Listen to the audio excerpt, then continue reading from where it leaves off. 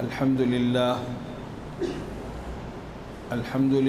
نحمده ونستعينه ونستغفره ونؤمن به ونتوكل عليه ونعوذ بالله من شرور أنفسنا ومن سيئات أعمالنا ونعوذ بالله من شرور أنفسنا ومن سيئات أعمالنا ونعوذ بالله من شرور أنفسنا ومن سيئات أعمالنا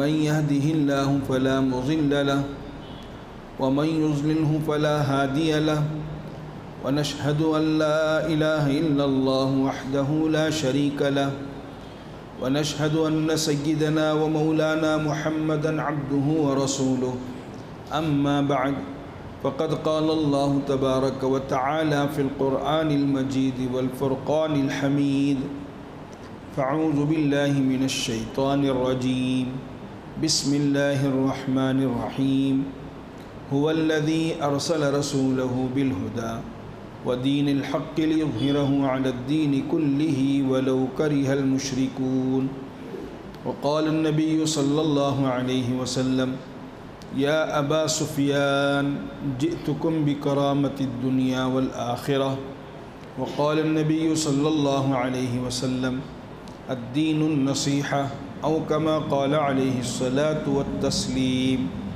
صدق الله العظيم وصدق رسوله النبي الكريم وصدق على الشاهدين والشاكرين والحمد لله رب العالمين۔ تمام تعریفیں اس اللہ کے لیے ہیں جس نے ساری کائنات کو اپنے دست قدرت سے پیدا فرمایا۔ کروڑوں درود و سلام ہو ہمارے آقا مولا حضرت محمد الرسول اللہ صلی اللہ علیہ وسلم پر، جن کے صدقے طفیل سے اللہ نے ساری کائنات کو وجود بخشا ہے۔ بزرگان محترم، تعلیم کا اثر بچوں پر اور تعلیم حاصل کرنے والوں پر کیسے پڑتا ہے؟ چونکہ اس امت کا پہلا سبق ہی تعلیم ہے۔ جو پہلی وحی آئی ہے ہمارے آقا حضور اکرم صلی اللہ علیہ وسلم پر، جو قرآن اترا ہے، پہلا سبق اور پہلی وحی اور پہلی آیت پڑھنے کے بارے میں ہے۔ اقرأ بسم ربک الذی خلق، اللہ کے نام کے ساتھ پڑھو جس نے تم کو پیدا کیا ہے۔ تو ہمارا پہلا سبق ہے تعلیم،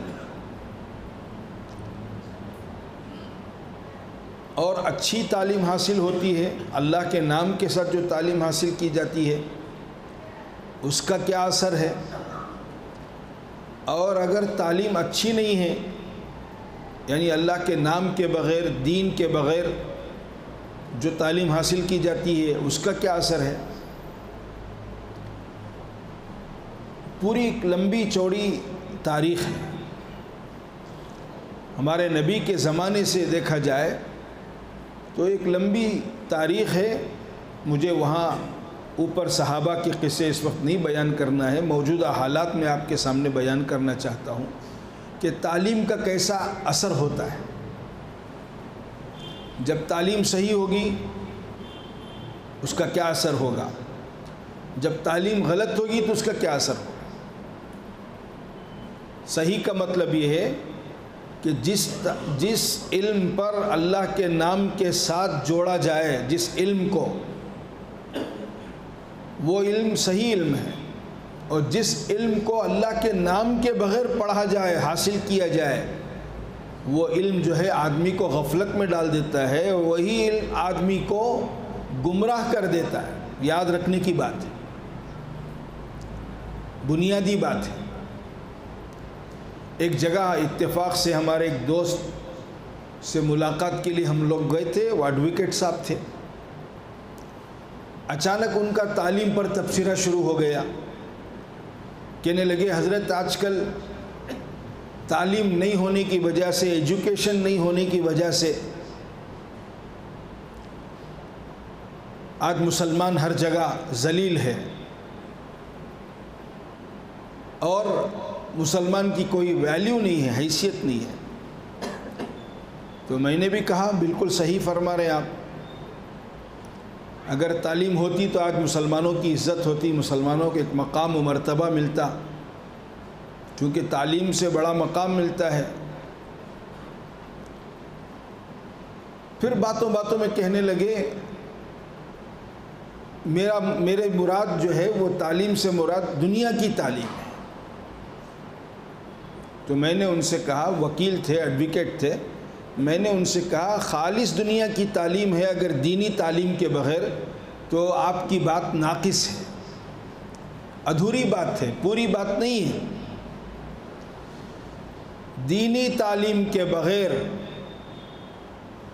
اسلامی تعلیم کے بغیر دنیا کی تعلیم حاصل کرنے سے انسان نہیں بنتا، انسان میں اخلاق نہیں پیدا ہوتے، انسان میں انسانیت نہیں آتی۔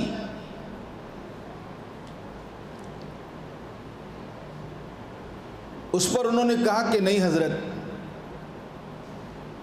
دنیا کی تعلیم حاصل نہیں کرا تو بھی انہیں انسان نہیں بنتا۔ اس پر انہوں نے مثال دی کہ بہت سارے محلوں میں جو سلم ہوتا ہے، کم حیثیت والے لوگ ہوتے ہیں، جھوپڑ پٹی میں رہتے ہیں، وہاں ایجوکیشن نہیں ہے، تعلیم نہیں ہے، اس کی وجہ سے روزانہ وہاں لڑائیاں ہوتی، روزانہ وہاں کوئی نہ کوئی مرڈر ہوتا ہے، کسی نہ کسی کا نقصان پہنچاتے رہتی۔ اگر وہ لوگ تعلیم حاصل کر لیتے تو شاید ایسا موقع نہیں آتا تھا۔ تو ان کا کہنا یہ تھا کہ دنیا کی تعلیم حاصل ہو گئی تو یہ باوقار ہو جائے گا، باعزت ہو جائے گا، اور آپس میں غلاٹے نہیں ہوں گے، مرڈر نہیں ہوں گے، خون خرابہ نہیں ہوگا۔ وہ یہ نہیں سمجھ رہے تھے کہ دینی تعلیم کے بغیر یہ انسان نہیں بن سکتا۔ تو میں نے ان کو سمجھانے کے لیے کہا میں اب بھی آپ کی بات پر متفق نہیں ہوں، صرف دنیا کی تعلیم حاصل کرے اور دینی تعلیم کے بغیر، نبی کی تعلیم کے بغیر تو وہ انسان نہیں بنتا، اس کے اندر انسانیت نہیں آتی۔ اب وہ وکیل صاحب تھے، ایڈوکیٹ تھے، اب وکیل صاحب تو مشہور ہے بحث کرنے میں، ضد کرنے میں، تو اب وہاں بھی بحث شروع ہو گئی۔ تو میں نے ان سے کہا وکیل صاحب سے، چونکہ میں بھی دنیا جانتا ہوں، میرا بھی بہت سارے تعلیم یافتہ لوگوں سے تعلق ہے، میں نے بھی اسکول پڑھی ہے، میں بھی اچھی طرح سے حالات سے واقف ہوں، میں آپ سے 2-3 سوالات کرتا ہوں، آپ جواب دیجئے۔ تو میں نے کہا کہ یہ بڑی بڑی یونیورسٹیوں میں، بڑی بڑی جو کالجز ہوتی ہیں، یونیورسٹیاں ہوتی ہیں، جیسے میڈیکل کالج ہے، انجینئرنگ کالج ہے، وہاں بچے ہاسٹل میں رہتے ہیں، اور ان بچوں کے ساتھ ریگنگ ہوتی ہے۔ ریگنگ کا مطلب یہ ہے کہ سینئر بچے جو جونیئر بچوں کے ساتھ ایسا معاملہ کرتے ہیں جیسے جانور کے ساتھ معاملہ ہوتا ہے۔ سینئر ڈاکٹر جونیئر ڈاکٹر کے ساتھ، سینئر انجینئر جونیئر انجینئر کے ساتھ ایسا سلوک کرتے ہیں جیسے کتے کا سلوک کرتے ہیں، جانور کا سلوک کرتے ہیں۔ آپ اس کا اتفاق کریں گے؟ وہ مسکرانے لگے۔ میں نے کہا یہ جتنے لوگ ہیں، یہ ڈاکٹر، یہ انجینئر، یہ تعلیم یافتہ ہیں یا جاہل ہیں؟ یہ جھوپڑ پٹی میں رہنے والے سلم میں ہیں یا تعلیمی گھرانے کے بچے ہیں؟ چلو اس سے بھی آگے کی بات میں پوچھنا چاہتا ہوں کہ اس وقت بڑے بڑے ملک جو تباہ ہو رہے ہیں، ایک بم ڈال کر، ایک فوج کو بھیج کر ظلم کے ساتھ پوری بستی کو برباد کر دیتے ہیں، یہ بستی کو برباد کرنے والے یہ جاہل لوگ ہیں یا پڑھے لکھے لوگ ہیں؟ کتنے ملک ظالموں نے تباہ کر دیے، کتنی بستیاں ختم کر دی، معصوم بچوں کو ویران کر دیا، گھر ویران ہو گئے۔ یہ کون ہے؟ یہ تعلیم یافتہ ہیں یا جاہل ہیں؟ بات ان کو سمجھ میں آ گئی۔ صرف دنیا کی تعلیم حاصل کرنے سے انسان نہیں بنتا، وہ نبی کی تعلیم کی برکت سے انسان بنتا ہے۔ نبی کی تعلیم میں انسان کو انسانیت سکھائی جاتی ہے، اس کے اندر اخلاق سکھائے جاتے ہیں۔ اور دنیا کی تعلیم ایک فن ہے، ایک ہنر ہے، لوگ روزی کے لیے کماتے ہیں، حاصل کرتے ہیں کہ اس کا پیٹ پالنے کے لیے دنیا کی تعلیم ہے۔ دنیا کی تعلیم سے انسان میں انسانیت نہیں پیدا ہوتی، دھوکہ نہیں کھانا چاہیے۔ ہمارے بزرگوں میں ایک بزرگ حضرت پیر ذوالفقار صاحب نقشبندی، انہوں نے اپنا ایک واقعہ نقل کیا ہے، کہا کہ میں US امریکہ کے سفر میں تھا، کئی لوگوں سے میری ملاقات ہوئی، کسی نے آ کر کہا کہ یہ مولانا سینٹرل جیل میں کام کرتے ہیں US میں، جو امریکہ کی بڑی جیل ہے، اس میں یہ مولانا جا کر بچوں کو پڑھاتے ہیں، قیدیوں کو پڑھاتے ہیں، وہاں بڑے بھی ہیں بچے بھی ہیں قید خانے میں، جیل میں۔ تو جب ان کا تعارف ہوا تو میں حضرت نے کہا کہ وہ مولانا سے پوچھا، جیل والوں کے قصے تو بڑے عجیب ہوتے ہیں، ہر قیدی کی ایک داستان ہوتی ہے، ہر قیدی کا ایک عجیب بیک گراؤنڈ ہوتا ہے، کوئی ایک ایسا قصہ آپ کو معلوم ہے؟ چونکہ آپ روزانہ جیل میں جاتے ہیں، آپ کو پاس ہے، آپ پڑھاتے ہیں جیل والوں کو، جیسے کرسچن لوگوں کے لیے بھی ان کا معلم ہے، ایسے مسلمانوں کے لیے بھی حکومت کی طرف سے ایک معلم طے ہوا ہے۔ تو کوئی ایک عجیب و غریب قصہ اگر آپ کو معلوم ہے تو سنائیے، ہم معلوم کرنا چاہتے ہیں۔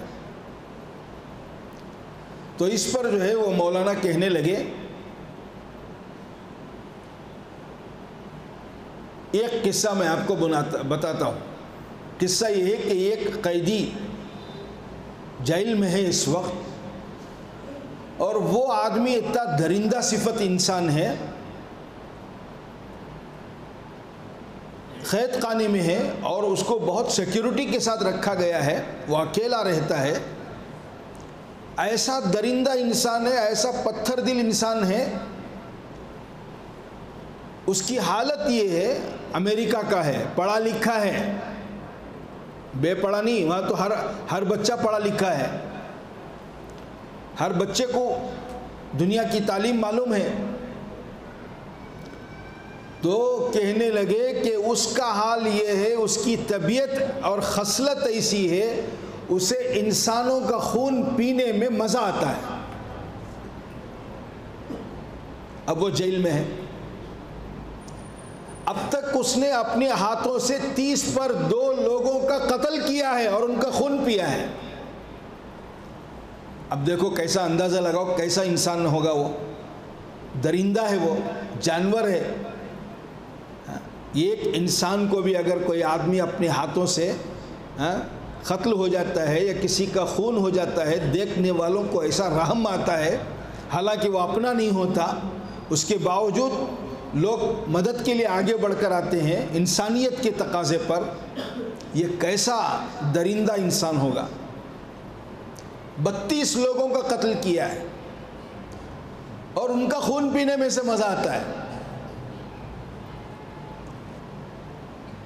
اب وہ انسان جب میں روزانہ جاتا ہوں، وہ مجھے دیکھتا ہے، ہماری نماز کو دیکھتا ہے، میں پڑھاتا ہوں لوگوں کو، قیدیوں کو قرآن سکھاتا ہوں، مسئلے بتاتا ہوں، دین کی بات سکھاتا ہوں، وہ بھی دیکھتا ہے چونکہ وہ اندر ہے اور پوری سیکیورٹی میں ہے، کہیں وہ واقعہ جیل میں نہ ہو جائے، اس کو الگ سے رکھے ہیں۔ بہت مہینوں تک مجھے دیکھتا رہا، ہماری بات کو سنتا رہا، چونکہ ہماری گفتگو بھی انگریزی میں انگلش میں ہوتی ہے۔ تو ایک دن اس نے کہا کہ میں بھی جو ہے سیکھنا چاہتا ہوں، پڑھنا چاہتا ہوں، تو اس کے لیے میری طرف سے اجازت تھی، میں اس کو بھی پڑھاتا تھا۔ اب وہ آہستہ آہستہ دین کی باتیں سننے لگا، سیکھنے لگا، یہاں تک کہ وہ مسلمان ہو گیا۔ اب مسلمان ہو گیا، بہت مہینے گزر گئے، مجھ سے اس نے نماز سیکھا، قرآن سیکھا، جنت کے بارے میں، جہنم کے بارے میں، آخرت کے بارے میں کافی تبدیلی اس کی زندگی میں آ گئی۔ ہمیشہ روتا تھا، ہمیشہ روتا تھا، اسے ڈر تھا مرنے کے بعد کی زندگی کا، اسے احساس ہو گیا. تو وہ مولانا تعجب سے کہنے لگے ایک وہ دن تھا اس کی زندگی میں کہ اس نے اپنی زندگی میں 30 پر 2 لوگوں کا قتل کیا ہے، خون پیا ہے. آج کا وہ دن اس کی زندگی میں ہے کہ ایک دن مسئلہ پوچھ رہا ہے مجھے، میں جہاں قید خانے میں ہوں، جس چیمبر میں ہوں اور جہاں مجھے رکھا گیا ہے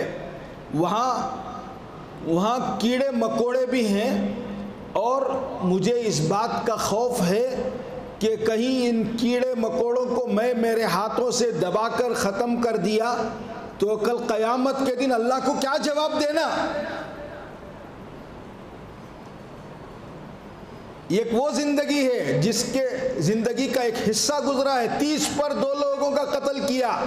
اس وقت اسے احساس نہیں میں انسانوں کو مار رہا ہوں، انسانوں کو قتل کر رہا ہوں، اس کا احساس نہیں تھا، اسے درندہ بنا ہوا تھا.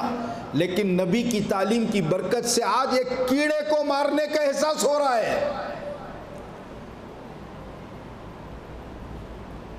ایک چھوٹی مخلوق کو تکلیف پہنچانے پر میں اللہ کو کیا جواب دینا، یہ احساس اس کے اندر پیدا ہو رہا ہے. یہ نبوت کی تعلیم کا اثر ہے. جب تعلیم صحیح ہوگی، اچھی تعلیم ہوگی تو انسانیت ان کے اندر پیدا ہوگی، وہ انسان بنیں گے، لوگوں کو انسان بنائیں گے. اور جب تعلیم غلط ہوگی، طریقہ غلط ہوگا، اللہ کے نام کے بغیر تعلیم ہوگی، وہ انسان نہیں، وہ ڈاکو بنیں گے. یاد رکھیے بات، وہ لٹیرے بنیں گے، تعلیم یافتہ شکل میں ڈاکو بنیں گے.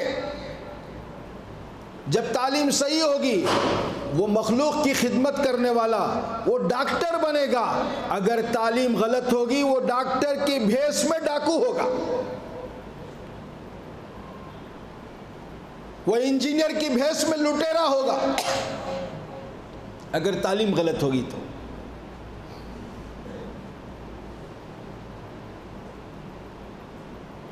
وہ ڈاکو سے بھی بدتر ہوگا. وہ ڈاکٹر، ایک آدمی پیسے لوٹ کے لے جاتا ہے، اتنا بڑا نقصان نہیں ہے. ایک آدمی کسی کا پیٹ چیر کر، سینہ چیر کر بھی پیسے لوٹ رہا ہے.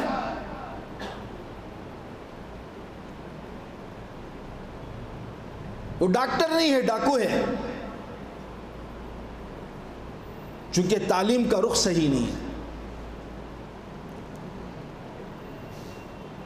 تو آج تعلیم بڑوں کے لیے، بچوں کے لیے اور صحیح تعلیم کا ہونا بہت ضروری ہے. اور یہی تعلیم آگے انقلاب لاتی ہے. جو جس حیثیت کا ہوگا، اگر اس حیثیت کے ساتھ وہ تعلیم حاصل کرے گا تو اس حیثیت کا وہ صحیح استعمال کرے گا.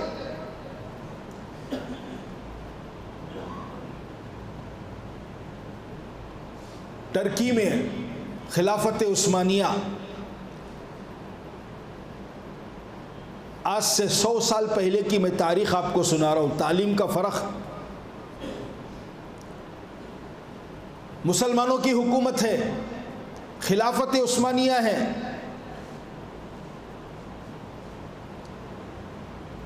علماء اور دیندار ہیں. اس موقع پر عیسائیوں کی طرف سے ٹیلی گرام کا جو فارمولہ ہے، ٹیلی گرام کے ذریعے سے کیسے میسج پہنچتا ہے، یہ فارمولے کو ایک عیسائی نے ترکی حکومت میں، اس وقت خلافت عثمانیہ تھی، آج سے 100 سال سے زیادہ ہو گیا عرصہ. تو عیسائی نے، ایک یورپ کا عیسائی، اس نے کہا کہ ہم ٹیلی گرام کا ایک کانسیپٹ جانتے ہیں. آج تو وہ سمجھ میں نہیں آتا، آج تو موبائل فون کا زمانہ ہے. اس سے پہلے پیجر تھا، میسیجز آتے تھے. اس سے پہلے ایک ٹیلی گرام تھا، فون کے ذریعے سے خبر مل جاتی تھی، میسیج ملتا تھا. تو وہ کانسیپٹ سمجھایا اس نے. ایک شہر سے دوسرے شہر کا ایک میسیج پہنچانا تھا بادشاہ کو. تو بادشاہ نے وہ ٹیلی گرام کا کانسیپٹ اس عیسائی کے ذریعے سے معلوم کیا اور بہت خوش ہو گیا. کہ باتوں باتوں میں تھوڑی دیر میں ایک پیغام مجھے پہنچانا ہے تو ٹیلی گرام سے بڑھ کر کوئی اچھی چیز نہیں ہے. تم نے کتنا اچھا طریقہ ہم کو بتایا ہے. تو وہ بادشاہ جو مسلمان تھا، ترکی کا جو بادشاہ تھا، اس نے اس عیسائی کو کہا کہ تمہارے اس کام سے میں بہت خوش ہو گیا ہوں، میں آپ کو انعام دینا چاہتا ہوں، آپ مانگو کیا مانگنا چاہتے. تو وہ چونکہ عیسائی تھا اور عیسائی مشنری کا تھا، عیسائیوں کا مبلغ تھا، وہ اس موقع کا فائدہ اٹھاتے ہوئے بڑی حکمت سے کہا مجھے میرے لیے کوئی انعام کی ضرورت نہیں ہے، چونکہ آپ کے ملک میں ہم لوگ عیسائی مائنارٹی میں ہیں، ہمارا ایک مجمع ہے مائنارٹی میں، مسلمان اکثریت میں ہیں، اور ہم عیسائی کرسچن یہاں رہتے ہیں. ہمارے قوم کے لیے، ہماری کمیونٹی کے لیے، چونکہ آپ کے ملک میں ایک سکول نہیں ہے ہماری، ہم یہ چاہتے ہیں کہ ہماری کمیونٹی کے لیے ایک سکول کے لیے جگہ الاٹ کر دیں. اور بادشاہ خوشی میں اس نے جگہ کا الاٹمنٹ کا اعلان کر دیا. اب جگہ الاٹ ہوئی اور پھر جو ہے اس نے بڑے بڑے مالداروں کو جو یورپ کے دوسرے ملکوں میں رہتے ہیں ان کو خط لکھا اور کہا کہ اس طرح واقعہ پیش آیا ہے، حکومت مسلمانوں کی ہے اور حکومت نے ہم کو جگہ الاٹ کی ہے، اس کے لیے آپ پیسہ اکٹھا کرو کہ ایک بڑی اسکول یہاں ہم تعمیر کریں. چنانچہ بہت پیسہ ان کو آیا اور بڑی اسکول انہوں نے تعمیر کی اور بہت اچھے انداز سے تعلیم کا سلسلہ شروع کیا. تعلیم اتنی اثر کرنے والی ہو گئی کہ آہستہ آہستہ اس اسکول کا نام مشہور ہونے لگا. تو مسلمان بچوں کے بھی داخلے ہونے لگے اس اسکول میں. 15-20 سال ایک جنریشن، ایک نسل اس اسکول میں پڑھنا شروع ہوئی مسلمانوں کی. پھر یہی بچے جب پڑھ کر نکلے ہیں، چونکہ اسکول بہت قیمتی اسکول بن گئی، اچھے گھرانے کے بچے یہاں پڑھتے تھے، بڑے بڑے لوگوں کے بچے یہاں پڑھتے تھے. جب وہ اسکول سے پڑھ کر نکلے ہیں تو یہی وہ بچے تھے جو آگے چل کر اس ملک میں حکمران بنے، اور جب حکومت پر آئے تو سب سے غلط کام اور سب سے غلط قدم جو اٹھایا، انہوں نے پورے ملک میں اذان بند کرائی، ترکی میں. اور اذان بند کرانے والا کوئی ہندو نہیں تھا، کوئی کرسچن نہیں تھا، مسلمان کا بچہ. تاریخ پڑھو، مسجدیں بند ہو گئیں،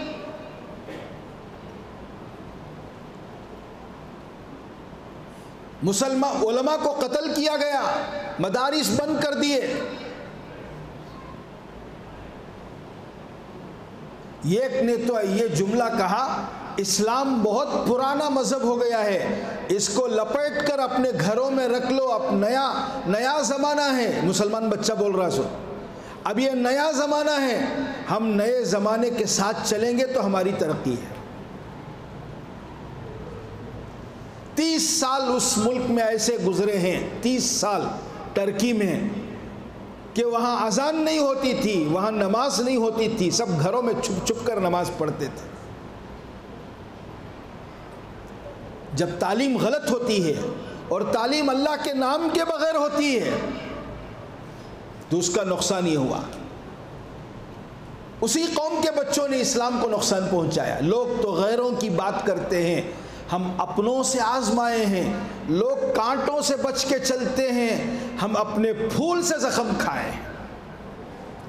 اسلام کو نقصان غیروں سے زیادہ اپنوں سے ہوا ہے. اللہ کا شکر، کچھ علماء وہاں کھڑے ہو گئے، ایسے حالات میں چھپ چھپ کر دینی تعلیم کا نظام بنایا، مکاتب کا نظام بنایا. 30-35 سال تو حالات سے گزر گئے، لیکن علماء کھڑے ہو گئے. اللہ تعالیٰ ہر زمانے میں جہاں بھی اس طرح کا مسئلہ آتا ہے، چونکہ یہ دین قیامت تک چلے گا، نبی کی شریعت قیامت تک چلے گی، نبی کی تعلیم قیامت تک چلے گی، تو پھر ایسے لوگوں کو اللہ نے کھڑا کیا تو آہستہ سے بچوں کی تعلیم گھروں میں چھپ کر دروازے بند کر کے جیسے ہی حکومت کو معلوم ہوتا تو ان کو پھانسی دی جاتی تھی۔ ایسا موت کا ڈر ہونے کے باوجود کچھ علماء نے ایسا زبردست کام کیا، اس وقت ترکی کا جو صدر ہے وہ بھی حافظ قرآن ہے۔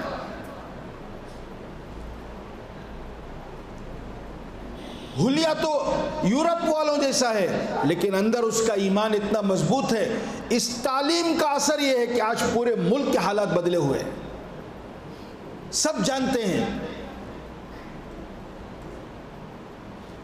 وہ حافظ قرآن نے کئی مجلسوں میں اس نے قرآن کی تلاوت کی ہے۔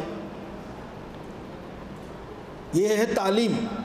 جب تعلیم صحیح ہوتی ہے اور تعلیم صحیح دی جاتی ہے تو پھر اس کا نفع یہ ہے کہ کفر کے ماحول میں بھی اللہ تعالیٰ ایمان کی حفاظت کر لیتا ہے۔ اگر ہم نے خدا نخواستہ ہمارے بچوں کو، ہماری نسلوں کو دینی تعلیم کا انتظام نہیں کیا،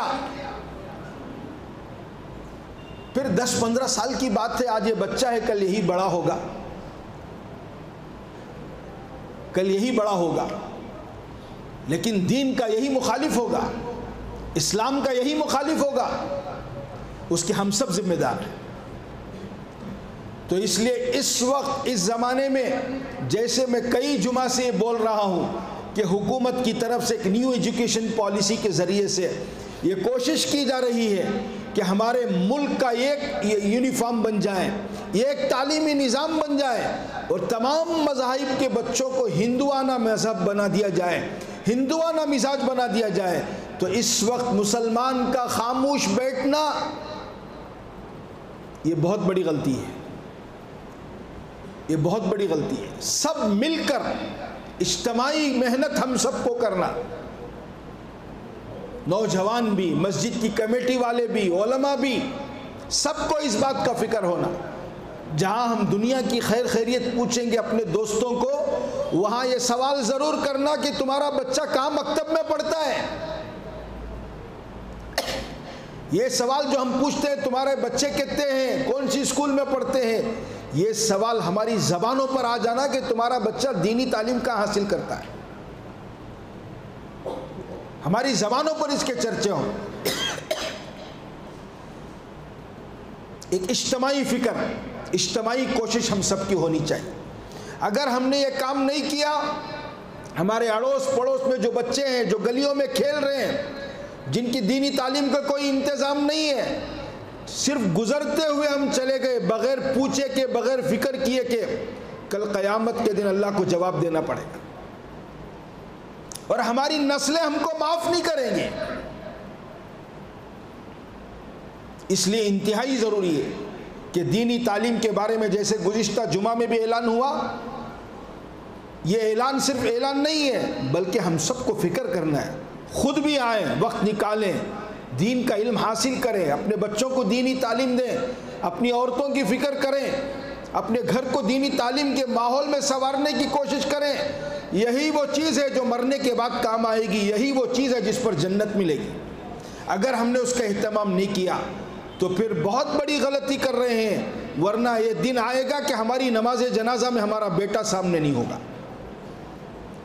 ہمارا بیٹا ہماری نماز جنازہ میں نہیں ہوگا، چونکہ ہم نے اسے انتظام نہیں کیا، اس کی تعلیم کا اہتمام نہیں کیا۔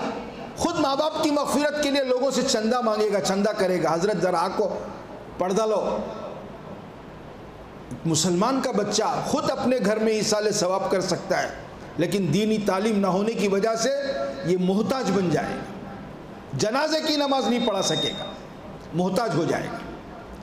تو اس لیے وقت کا تقاضا ہے، ہم سب لوگوں کو بیدار ہونا ہے، کھڑے ہونا ہے، ہم سب لوگوں کو کھڑے ہو کر اپنے نسلوں کی اور پوری امت اور انسانیت کی فکر کرنا ہے۔ اللہ تعالی ہم سب کو کہنے سننے سے زیادہ عمل کی توفیق عطا فرمائے اور ہم سب کو دینی تعلیم کا اہتمام اور انتظام کرنے کی توفیق عطا فرمائے۔ وآخر الدعوانا الحمدللہ۔